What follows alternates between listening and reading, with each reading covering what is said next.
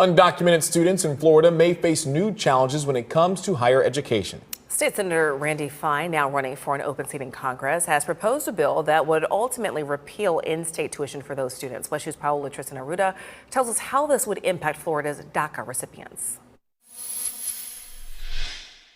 Yes, so DACA was life-changing. Yves Greenwald is one of thousands of DACA recipients in the state of Florida.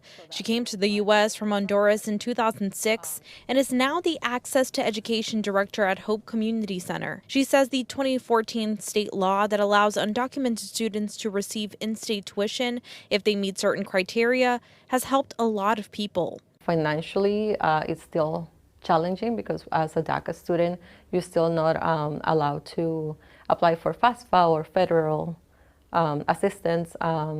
So we still have some financial burden, but it makes a big difference having to pay regular tuition as in out-of-state tuition. But now DACA recipients and other undocumented students who have been living in Florida may have to pay out-of-state tuition if one bill gets passed. Senate Bill 90 would say that illegal immigrants can no longer get $45 million worth of discounts on in-state tuition at Florida's 12 universities and 28 state colleges. It would return that $45 million to actual Floridians. State Senator Randy Fine's legislation would reverse that decade-old legislation.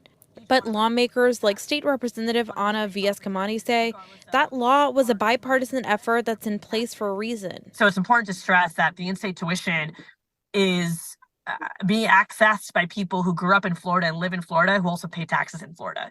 And you cannot ignore that fact. As an example of what the difference in tuition would cost, at UCF, the in-state tuition and fees cost is almost $6,000, while out-of-state tuition is nearly $21,000. Greenwald says if Senator Fine's bill passes, it would impact the lives and future of so many in the state of Florida. It feels like a step backwards, right? Because many of the students, myself included, we grew up in Florida.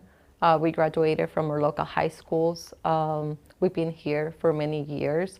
So to be considered out of state, and have to be paying out of state tuition, it just feels, why are we punishing these students? If passed, Fine says this bill would take effect July 1st. Paola Tristan Arruda, WESH 2 News. The bill would not modify the admission policies for Florida's 12 state universities and 28 colleges.